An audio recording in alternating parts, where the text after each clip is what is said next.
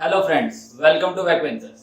आज हम स्टार्ट करने वाले हैं। अब तक हमने क्वेश्चन सीरीज के 3 पार्ट कंप्लीट कर चुके हैं।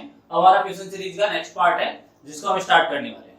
तो लास्ट तक हमने जितने क्वेश्चन डिस्कस किए थे वो अराउंड हम 70 क्वेश्चन के आसपास डिस्कस कर चुके हैं अब तक। तो हमारा नेक्स्ट क्वेश्चन है, देखना नेक्स्ट क्वेश्चन क्या कह रहा है। Why are steel reinforcing rods used in concrete beams. Concrete beam में जो स्टील बार्स है, जैसे आप ये कंक्रीट बीम आपके लिए, इसमें जो रेनफोर्सिंग बार ये जो प्रोवाइड की जाती है जनरलाइज बीम है, इसमें ये क्यों प्रोवाइड की जाती है। तो फर्स्ट है ना ऑप्शन दे रखा है to make it carry compression, second one दे रखा है to make it carry tension, third one दे रखा है to make it carry compression as well as tension, D option है none of the above. Mainly जो रेनफोर्सिंग बार जो provide की जाती है, ये किस लिए प्रोवाइड की जाती है, अजम्पशन भी बढ़ते हैं कि जो सारी की सारी टेंशन होगी, टेंशन जितनी भी आएगी सेक्शन में वो कौन लेगा, रेनफोर्समेंट लेगा। तो रेनफोर्समेंट जो बार्स है वो किस लिए प्रोवाइड की जाएगी, वो प्रोवाइड की जाएगी टेंशन को रेजिस्ट करने के लिए। तो इसका कौन सा ऑप्शन सही हो जाएगा, option number B. Next question है आपके लिए, which of the following shows the correct expression for target mean strength of concrete if the characteristic strength and standard deviation is given by fck and sigma respectively। इसने ये कहा है कि आपकी target mean strength का मान क्या होगा यदि आपको कैरेक्टरिस्टिक स्ट्रेंथ सिग्मा एफसीके दे रखी हो और स्टैंडर्ड डेविएशन सिग्मा दे रखा हो, तो उसके लिए स्टैंडर्ड रिजल्ट है कि Fm is equals to FCK plus 1.65 sigma, where sigma is the standard deviation and FCK is the characteristic compressive strength। तो ध्यान देना कि सिग्मा जो स्टैंडर्ड डेविएशन है ये तो हमारा एग्जैक्टली रिजल्ट हो जाएगा। तो यहाँ पर Fm की जगह जो नोटेशन दिया हुआ है दैट इज FCM, तो यहाँ पर क्या हो जाएगा FCM is equals to FCK plus 1.65 sigma, option A correct हो जाएगा। अब इसके बाद बात करते हैं थोड़ा सा और स्टैंडर्ड डेविएशन से रिलेटेड। तो स्टैंडर्ड डेविएशन है, स्टैंडर्ड डेविएशन सिग्मा, उसकी वैल्यू कितनी होती है as per grade of concrete, grade of concrete के अकॉर्डिंग। तो देखना ग्रेड ऑफ कंक्रीट के अकॉर्डिंग अगर यहां पर हम बोले M10 एंड M15, तो ये वैल्यू होती है 3.5 न्यूटन पर mm square. M20 and M25 ये वैल्यू हो जाती है 4 न्यूटन पर mm square and above M25 this value, ये जो वैल्यू आएगी यहाँ पर इसको कितना कंसीडर किया जाएगा 5 न्यूटन पर mm स्क्वायर। नेक्स्ट क्वेश्चन क्या कह रहा है, building codes require the partition wall to be considered even without partition if live load is less than. उसने ये कहा है कि बिल्डिंग कोड के अकॉर्डिंग हमें बताना है, बिल्डिंग कोड के अकॉर्डिंग हमें बताना है कि पार्टीशन लोड को कब कंसीडर किया जाएगा, जब पार्टीशन नहीं बनाया गया हो, पार्टीशन बनाया गया हो या नहीं बनाया गया हो, स्टिल दैट उस लोड को कंसीडर किया जा रहा है। तो देखना ध्यान से, एएससी एक है, इसका पूरा नाम क्या है, एएससी मतलब American Society of civil Engineering का जो 07 पार्ट है उसके अकॉर्डिंग क्या कहा गया है कि अगर लोड की वैल्यू 80 psf से ज्यादा, 80 psf से कम हो, 80 psf से कम हो, तो उस केस में हम पार्टीशन के लोड को कंसीडर करेंगे। तो psf का मतलब क्या है, देखना लोड की मतलब यहां पर यूनिट है पाउंड पर स्क्वायर फुट। इस यूनिट में हमें वैल्यू दी गई है जो अप्रोक्सीमेटली इक्वल होता है, अगर किलोमीटर पर मीटर स्क्वायर में चेंज करें 3.83 kilo newton per metre square. Next one देखना, in a RCC structure the tension zone lies in the, मतलब हमें ये पूछा गया है आरसीसी स्ट्रक्चर में जो टेंशन जोन है वो कहां लाई करता है, टॉप में, बॉटम में, मिडिल में या साइड में। तो देखो एक जनरलाइज अगर बीम की बात करें, अगर एक सिंगली रेनफोर्स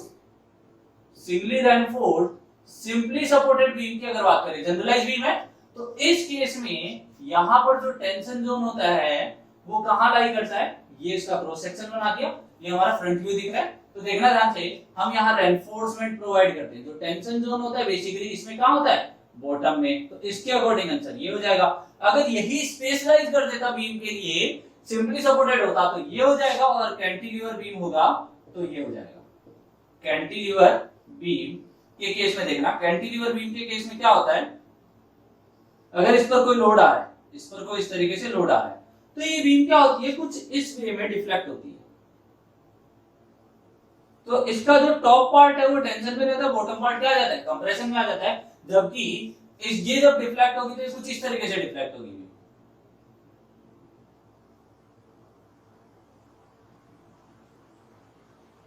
ये बीम इस तरीके से डिफ्लेक्ट होगी, तो यहां पर ये वाला पार्ट किसमें रहता है, टेंशन में, ये वाला पार्ट किसमें रहता है, कंप्रेशन में। और जनरलाइज अगर आंसर देखें तो मोस्टली बीम्स है वो हम इसी तरीके से स्पेस स्टडी करते हैं, तो हम यहाँ पर आंसर क्या लगेंगे, बॉटम। अगर स्पेशली ये मेंशन कर देता कैंटिलीवर बीम है या फिर सिंपली सपोर्टेड बीम है, तो उसके अकॉर्डिंग हमारा आंसर चेंज हो जाता।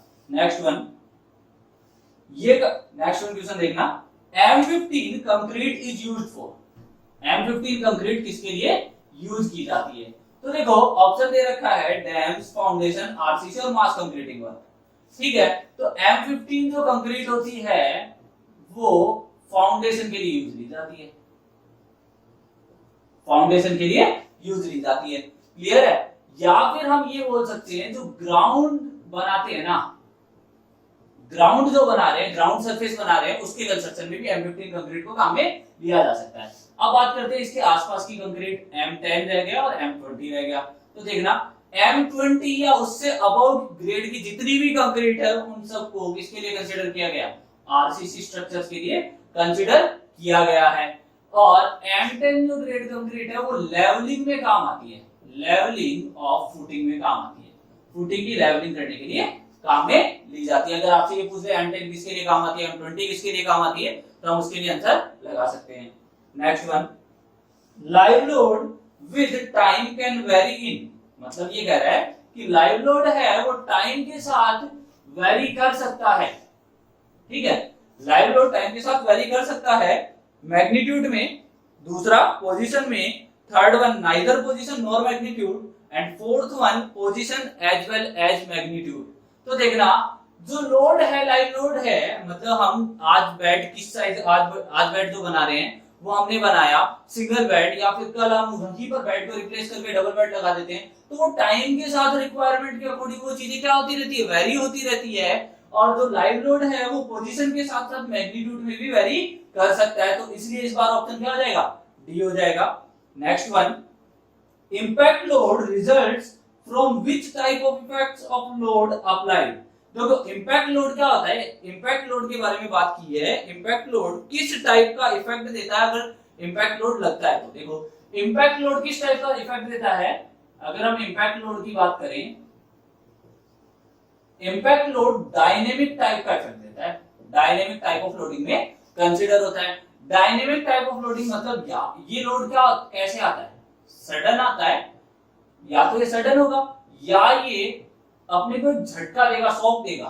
क्लियर है, तो ये सडन या शॉक लोड होता है, जैसे कि हैमर का ब्लो होना, हैमर का ब्लो होना, उस टाइप का लोडिंग किसमें कंसीडर होता है, डायनेमिक लोडिंग में। और डायनेमिक इंपैक्ट लोड किसका पार्ट है, एक टाइप की डायनेमिक लोडिंग का पार्ट है। अब देखो इसके बारे में, इंपैक्ट लोड के बारे में आप जब हाईवे में टेस्टिंग करते हो तो वहां भी आप इसको पढ़ते हो, तो वहां पर एग्रीगेट पर इंपैक्ट टेस्ट किया जाता है, इंपैक्ट वैल्यूज निकाली जाती है, तो वहां हाईवे में भी इसका यूज होता है। नेक्स्ट वन कह रहा है एक प्रीकास्ट पाइल है generally used in, precast pile होती है वो जनरली यूज की जाती है। तो प्रीकास्ट पाइल है, उसमें ऑप्शन दे रखा है प्रीकास्ट पाइल की कौन सी शेप को जनरली यूज किया जाता है। First one circular, second one square, third one octagonal, fourth one square with corner chamfered. तो देखो क्या होता है, एक इंडियन स्टैंडर्ड है 2911, इंडियन स्टैंडर्ड क्या है 2911, वो क्या कहता है कि मोस्ट सुटेबल जो शेप होती है वो कौन सी होती है, इजीली, मतलब जिसमें फॉर्म वर्क इजीली अवेलेबल हो जाता है, मतलब उसके बाद उसके आसपास जो मतलब हम फॉर्म वर्क करते हैं वो किसके लिए इजीली अवेलेबल हो जाता है, स्क्वायर के लिए। क्लियर है, बट प्रिफर्ड कौन सी की जाती है, squared with corners chamfered. Chamfered का मतलब क्या हो गया, आप बनाते स्क्वायर पाइल कुछ ऐसी होगी, बट क्या किया जाता है, इसके कॉर्नर्स को कुछ इस तरीके से चैम्फर्ड कर दिया जाता है। देखना ध्यान से, कॉर्नर्स कुछ इस तरीके से बना दिए जाते हैं। तो ये हो गई स्क्वायर विद कॉर्नर्स चैम्फर्ड। ये प्रीफर किया जाता है। ये क्यों किया जाता है? ये इसका जो फॉर्मवर्क होता है वो एक तो सिंपल होता है, दूसरा इसका जो surface area per unit volume होता है वो भी क्या होता है, इसका ज्यादा होता है, इसीलिए इसको प्रेफर किया जाता है। तो ऑप्शन कौन सा सही हो जाएगा? डी। नेक्स्ट वन, इन ए सिंगली रेनफोर्स बीम, एक सिंगली रेनफोर्स बीम की बात की है। ये कह रहा है compression is bond entirely by concrete. ठीक है, सेकंड ऑप्शन दे रखा है steel possesses initial stresses when embedded in concrete. मतलब स्टील है वो इनिशियल स्ट्रेस लेता है जब कंक्रीट में एम्बेडेड किया जाता है, मतलब कंक्रीट में साथ में यूज लिया जाता है। Next one, plane section transfers to the centre line of the beam before bending remains plane after bending. मतलब ये कहा गया है कि देखो एक सिंपल असम्पशन को कितनी कॉम्प्लिकेटेड लैंग्वेज में बता दिया गया है। सिंपल असम्पशन ये है plane section before bending remains plane after bending. इसने ये कहा है सेक्शन जो बेंडिंग से पहले प्लेन है वो बेंडिंग के बाद भी क्या रहेगा, प्लेन ही एज्यूम किया जाता है। तो इसलिए यहाँ पर जो मोस्ट सुटेबल जो हम स्टडी करते हैं उसके अंदर हमें कभी भी ये नहीं बताया जाता कि जितना भी कंप्रेशन आएगा वो एंटायरली कंक्रीट ही लेगा, ऐसा कभी नहीं बताया जाता। ठीक है, बट ये असम्पशन सुटेबल है, इसलिए इसका इस केस में ऑप्शन कौन सा सही हो जाएगा? Third number, plane section transfers to the centre line of the beam before bending remains plane after bending. Clear है? Next one, the target mean strength of the M20 grade concrete is. मतलब हमें target mean strength, मतलब अभी हम पहले बात करके गए हैं फॉर्मूले की, Fm की वैल्यू दे रखी है दैट इज 27 न्यूटन पर mm square, target mean strength. What is the value of standard deviation? Standard deviation की वैल्यू पूछ ली, ग्रेड कौन सी दे दी हमें? M20 grade. M20 ग्रेड कौन सी होगी? FCK इक्वल्स टू 20 न्यूटन पर mm स्क्वायर। सो रिलेशन क्या होता है? Fm is equals to FCK plus 1.65 sigma. हमें किसकी वैल्यू निकालनी है? सिग्मा की वैल्यू निकालनी है, तो हम यहाँ पर वैल्यूज रख देते हैं। Fm is equals to 27, FCK कितना हो जाएगा? 20 plus 1.65 सिग्मा। तो यहाँ से सिग्मा की वैल्यू कितनी आ जाएगी? 27 minus 20 divided by 1.65, और यहाँ से ऑप्शन आ जाएगा आपके पास 4.24 न्यूटन पर mm स्क्वायर। क्लियर है? तो यहाँ पर आंसर क्या आ जाएगा? 4.24 न्यूटन पर mm square. Next one, RCC was developed and first used bye. तो देखो आपको पता होना चाहिए कि आरसीसी जो फर्स्ट आरसीसी को डेवलप किसने किया था या पहला यूज किसने किया था?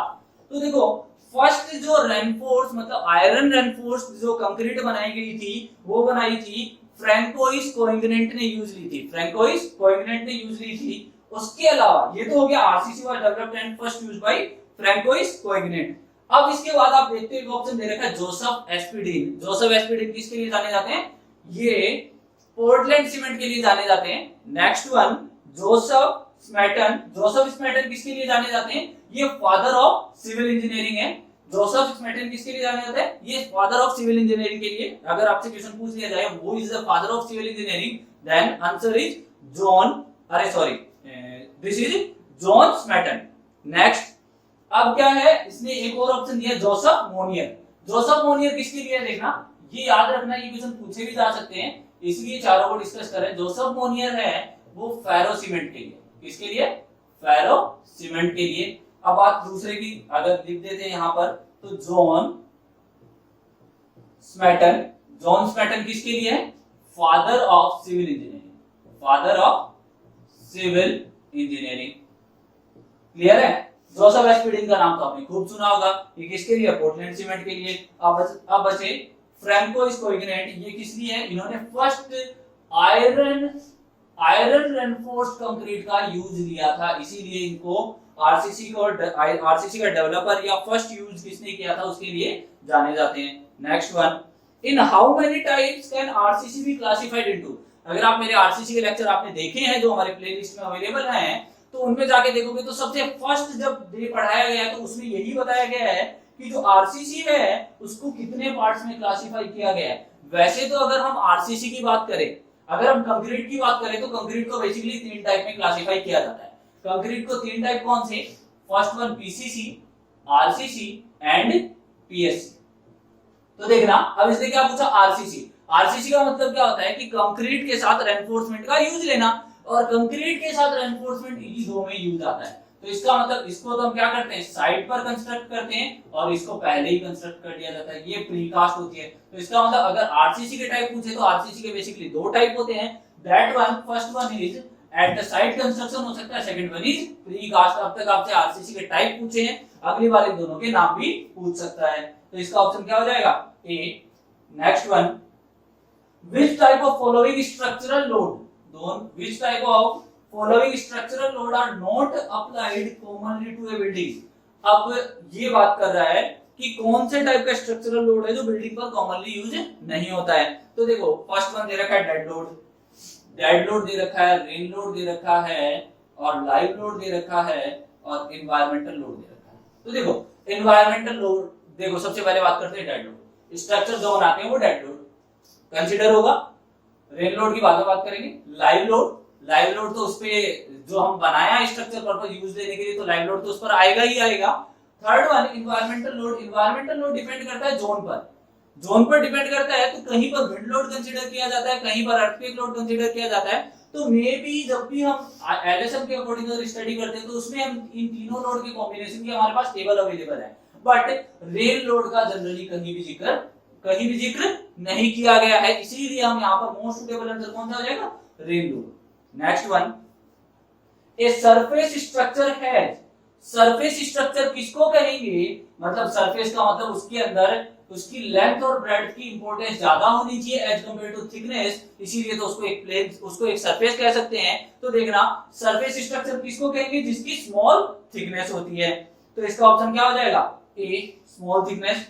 Next one, in the method used to establish the magnitude of live load, magnitude of live load, what is the reference time period। तो देखो क्या होता है, इसमें भी American Society of civil Engineering का इंपॉर्टेंट रोल है। ASCE 02 ने क्या कहा कि जो लाइव लोड है उसके लिए रेफरेंस टाइम पीरियड होता है, वो कितना बताएंगे ASCE के अकॉर्डिंग, ASCE 02 के अकॉर्डिंग 50 इयर्स। अगर ASCE का पूरा नाम पूछ ले तो आप लिख सकते हो American Society of civil engineering. Clear है, कहीं पूछ ले तो याद रखना। नेक्स्ट क्वेश्चन दे रखा है, modulus of elasticity of concrete, modulus of elasticity of concrete E is calculated using, modulus of elasticity of concrete किसके बेस पर कैलकुलेट किया जाता है। तो देखना modulus of elasticity of concrete है, उसके लिए कोड में फॉर्मूला दिया गया है कंक्रीट के लिए, EC equals to 5000 root of FCK, और 5 EC ये कौन सा मॉडुलस होता है, ये शॉर्ट टर्म मॉडुलस होता है, इसी के बेस पर हम कंसीडर करते हैं। मतलब इसमें क्रीप के इफेक्ट को कंसीडर नहीं किया जाता। अगर क्रीप के इफेक्ट को कंसीडर किया जाता तो उसको बोलते हैं लॉन्ग टर्म, उसको क्या बोलते हैं, long term modulus of elasticity, और वो क्या हो जाता, EC अपॉन 1 प्लस थीटा, और थीटा क्या होता है, क्रीप कोएफिशिएंट, ये तो काफी बार पढ़ चुके हैं। और EC की वैल्यू क्या हो जाती है 5000 रूट ऑफ FCK। इसको किस में कंसीडर कर लेते, 5000 रूट ऑफ FCK में कंसीडर कर लेते, और उसके अकॉर्डिंग इसकी जो वैल्यू आती है थीटा की वैल्यू इस पर डिपेंड करती है एज ऑफ लोडिंग पर। तो इसका ऑप्शन कौन सा सही हो जाएगा, 5000 root FCK। Next question, dead load comprises of, dead load के अंदर कौन क्या इंक्लूड किया जाता है। ए ऑप्शन दे रखा permanently attached load, B option दे रखा temporary attached load, C option दे रखा permanent as well as temporary loads, और डी ऑप्शन होता है स्नो लोड। तो देखो किसी भी स्ट्रक्चर पर हर जगह हर एरिया में स्नो आती है पॉसिबल नहीं है, तो स्नो एक टाइप का टेम्परेरी लोड हो गया, पर्टिकुलरली ये एरिया पर डिपेंड करता है। दूसरा ऑप्शन दे रखा permanent as well as temporary load, dead load कभी भी टेम्परेरी नहीं हो सकते, तो इसलिए बी और सी ऑप्शन दोनों cut. And dead load comprises of permanently attached load, dead load किसको कहेंगे, डेड लोड में इंक्लूड क्या होता है, जो परमानेंटली अटैच्ड लोड होते हैं, self weight of the structure उसको कंसीडर किया जाता है। तो ऑप्शन कौन सा सही हो जाएगा, ए ऑप्शन।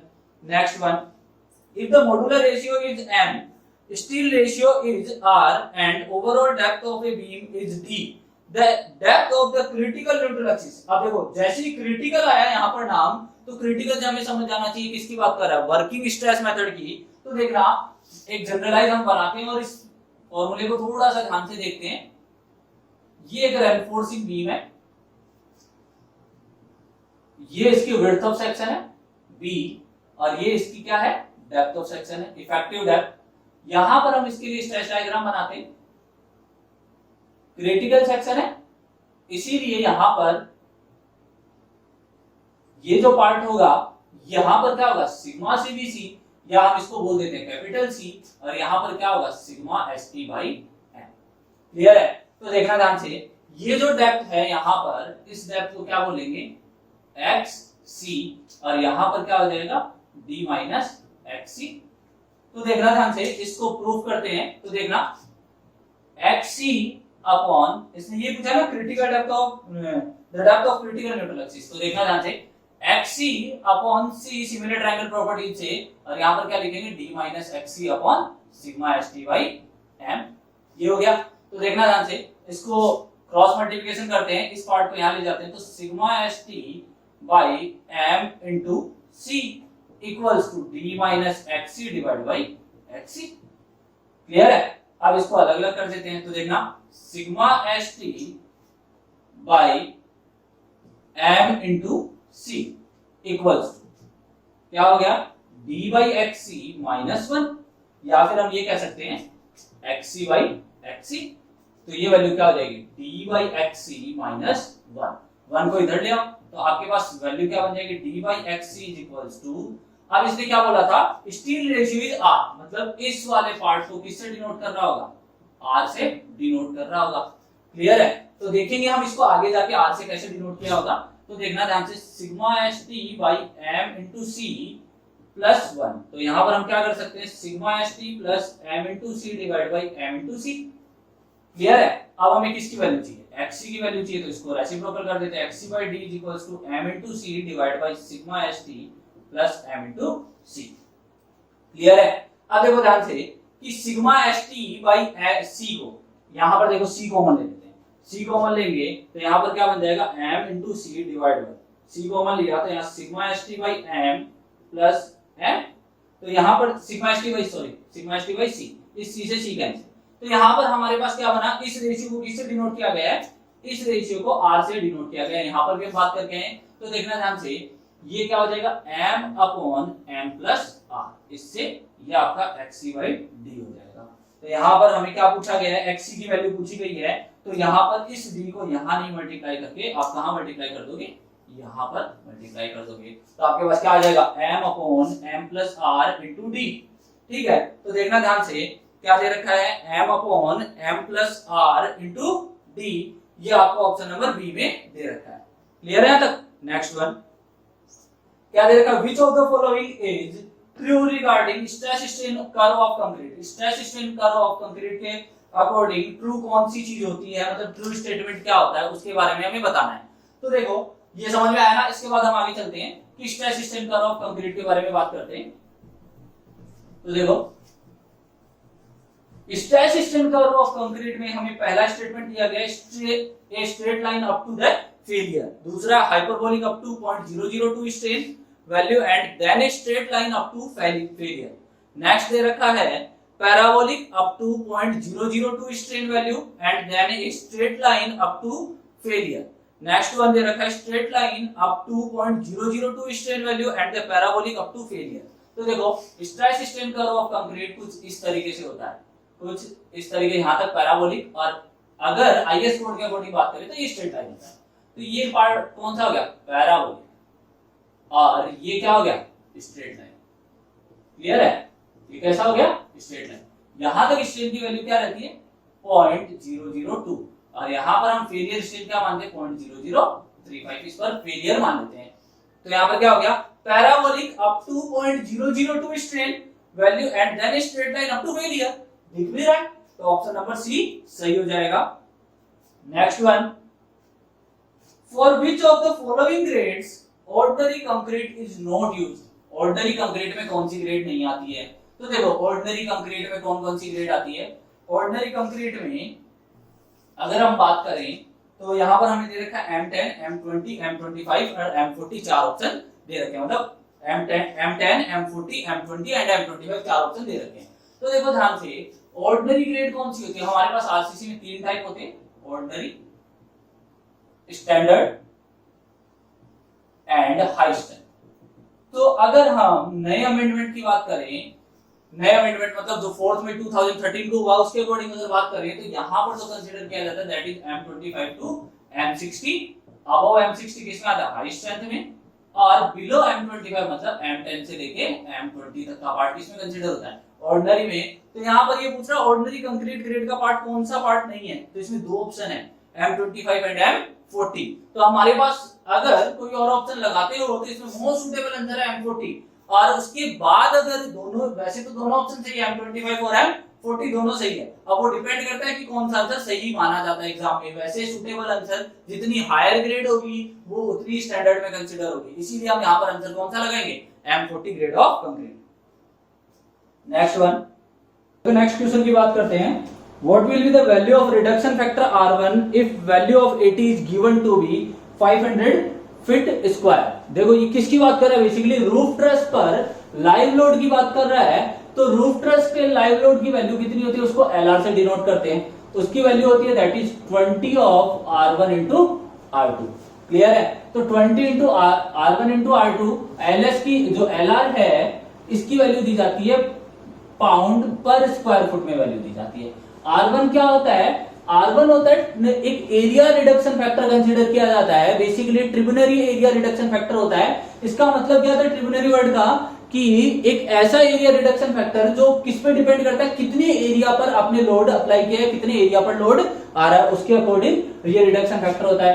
R2 जो होता है वो स्लोप रिडक्शन फैक्टर हो रहा है, मतलब लेंथ जैसे जैसे इंक्रीज हो रही है, स्पान जैसे जैसे बन रहा है, उसके अकॉर्डिंग उसका स्लोप कितना दिया गया है उस पर डिपेंड करता है। तो देखो हमें R1 की वैल्यू पूछी गई है, तो देखो R1 के कोरेस्पॉन्डिंग R1 की कुछ वैल्यूज होती है, दैट इज R1 की कुछ तीन वैल्यूज होती है।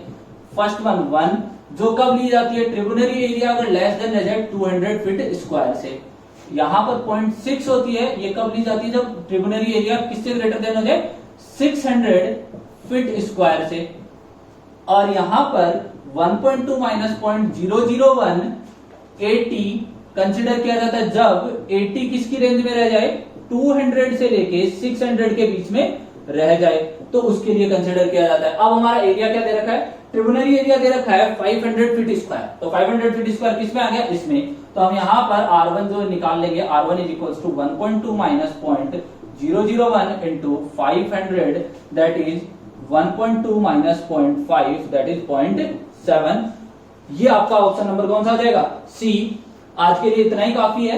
यहां तक हम बेसिक इंपॉर्टेंट क्वेश्चन की बात कर चुके हैं। इसके अलावा अब हम नेक्स्ट वीडियो में बात करेंगे जो बेसिकली कोडल प्रोविजन, जो कि मोस्ट इंपॉर्टेंट है आरसीजी के अंदर और हर बार किसी न किसी एग्जाम में पूछे जाते हैं, जैसे यूपीपीएससी जेईई हुआ, एसएससी जेईई हुआ, या अपकमिंग एग्जाम है राजस्थान जेईई हुआ।